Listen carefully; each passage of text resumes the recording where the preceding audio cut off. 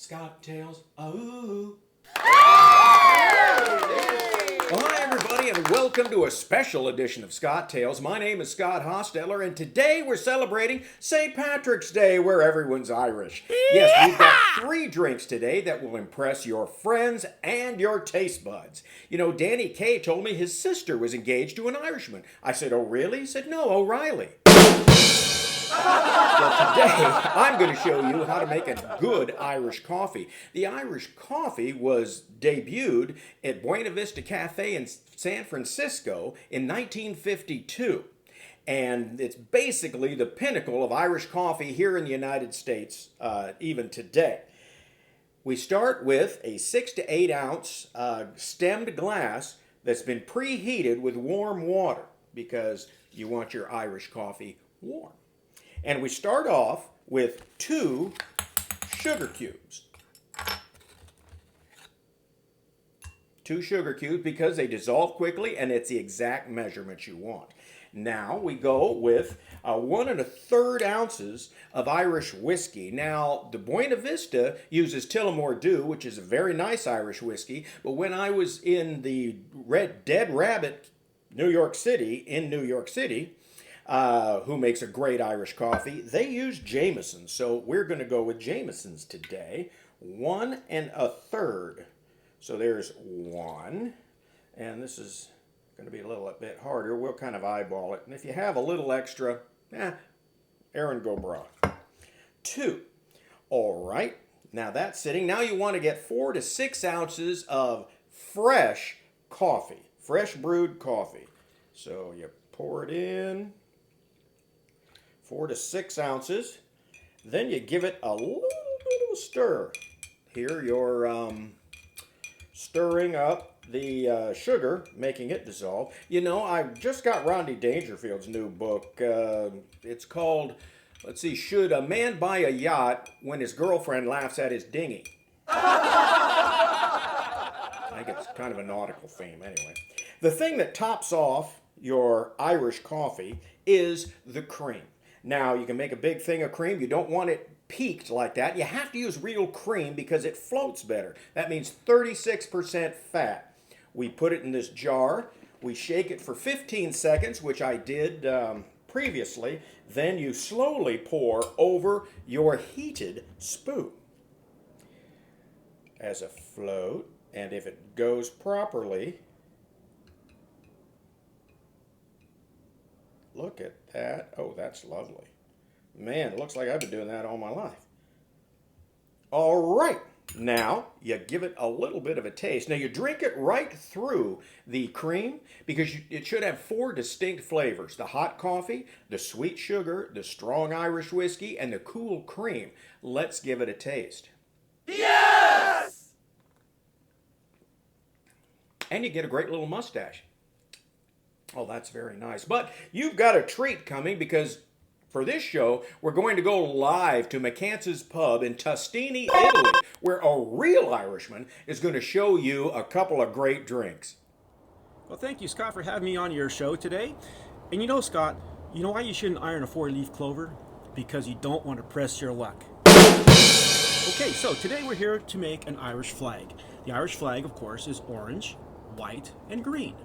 Thomas Francis Meagher was an Irish nationalist and leader of the Young Irelanders in the Rebellion of 1848. The Irish flag was presented as a gift in 1848 to him from a small group of French women sympathetic to the Irish cause. It was intended to symbolize the inclusion and hoped for union between Roman Catholics, symbolized by the green, and Protestants, symbolized by the orange. The significance of the colors outlined by Meagher was the white in the center signifies a lasting truce between orange and green, and I trust that beneath its folds the hands of Irish Protestants and Irish Catholics may be clasped in generous and heroic brotherhood. So, we're going to start out with three separate parts. The first part, I like to use the creme de menthe, of course, which symbolizes the the green, or the Catholics. And what we do is we take a small spoon, if you have it, and we put it in a tall shot glass. Now, if you don't have a tall shot glass, you can get them online for about 89 cents a piece. So We'll pour the first one in. We don't need to drizzle it over the spoon. And then I like to just do a half a shot of the Bailey's cream because it just makes it more vibrant when you see the orange and the green. So what we do is we take the spoon and we just gently pour it over the spoon so we make sure that we keep the separation.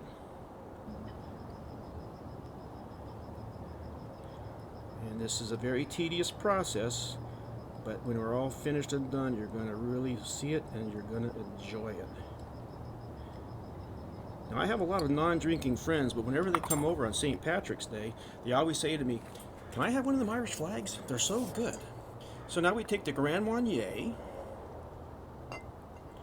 and again, we gently put it over the spoon so we make sure we have the separation.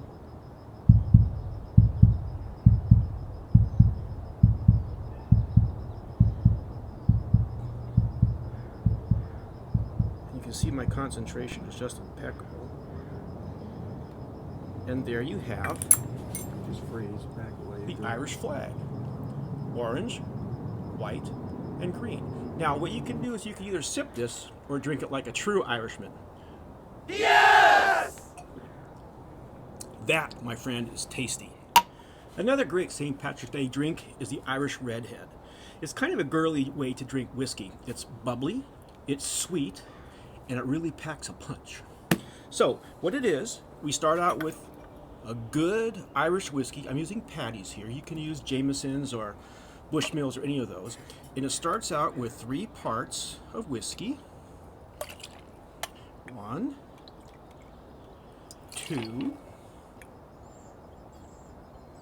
3. And then we go to the grenadine, which is 1 part of grenadine,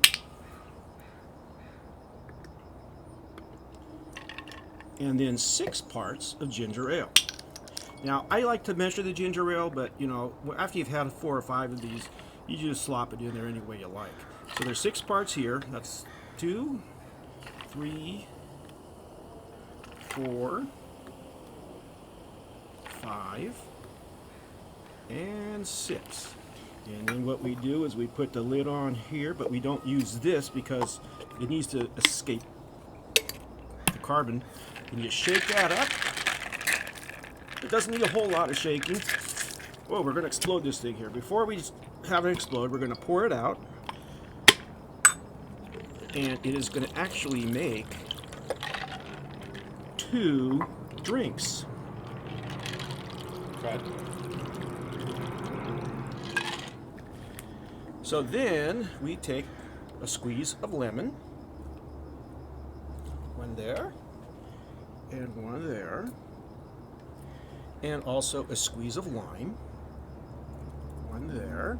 And then we rim the glass with the lime and just drop it in. And then we do the other one this way. We squeeze that in there, rim the glass, and drop it in. Now you can also use a blood orange instead of the lemon and lime, but that can be very dramatic. And then what you have is the Irish Redhead. Yes! Very refreshing. And just to leave you with this, what do you call an Irish stone? A shamrock. Thank you, Chuck. And remember, everybody, drink up because it's almost closing time somewhere.